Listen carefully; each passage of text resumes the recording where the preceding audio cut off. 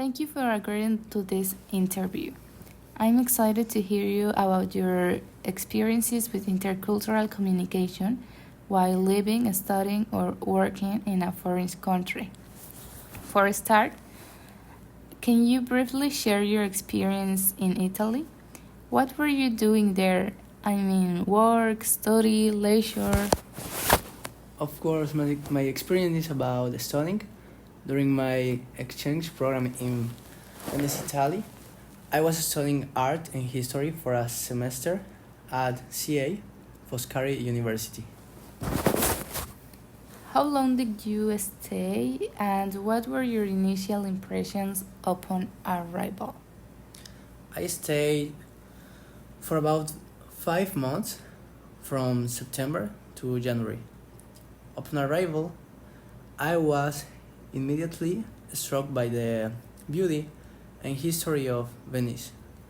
It felt like stepping into a living museum. The canals, narrow streets, and historical architecture were all fascinating, and it was a bit surreal at first. Okay. And during your time in Italy, what were some of the main similarities you noticed between your home culture and the culture of the country you were in? Okay, my home, as you know, is Mexico. I noticed that family values were important in both Italian people and Mexican people. There was a strong sense of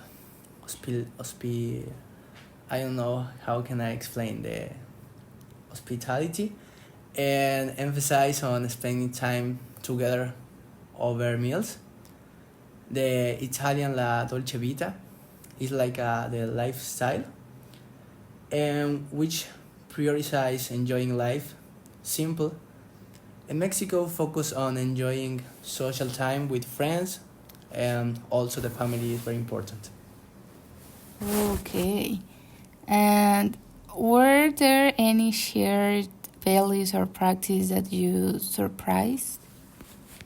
I was surprised by how much food played a central role in a daily life. Italians, like Mexicans, place a lot of importance on shared meals and food traditions.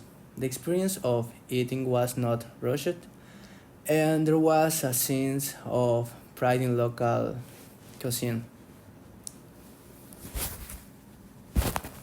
Okay. And what were the main challenges or difference you encountered in terms of communication? Of course, one of the main challenges that I found was the different pace and style of communication. Italians are more expressive with gestures, and conversation can feel more intense. Even if they are just casual, this was different from what I was used to and took some adjusting. Okay. Can you share specific examples of situations where communication was difficult?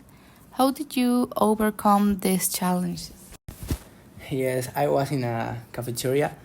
A specific example would be when I tried to order a coffee for the first time. I didn't realize that in Italy you don't order latte, which means milk.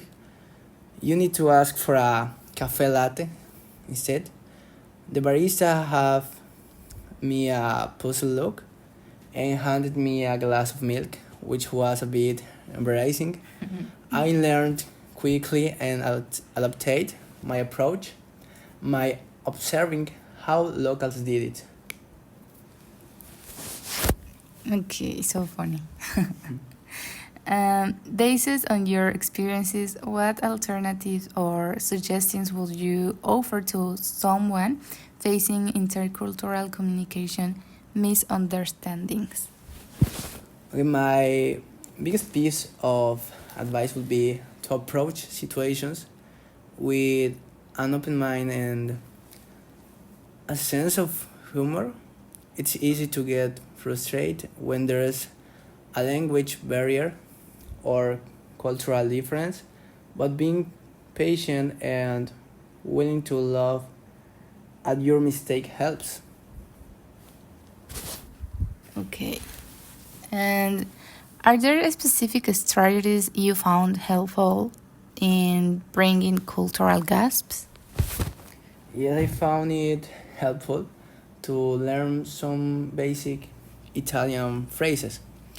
Even if I wasn't fluent, it showed locals that I was making an effort, which usually made them more willing to help me out.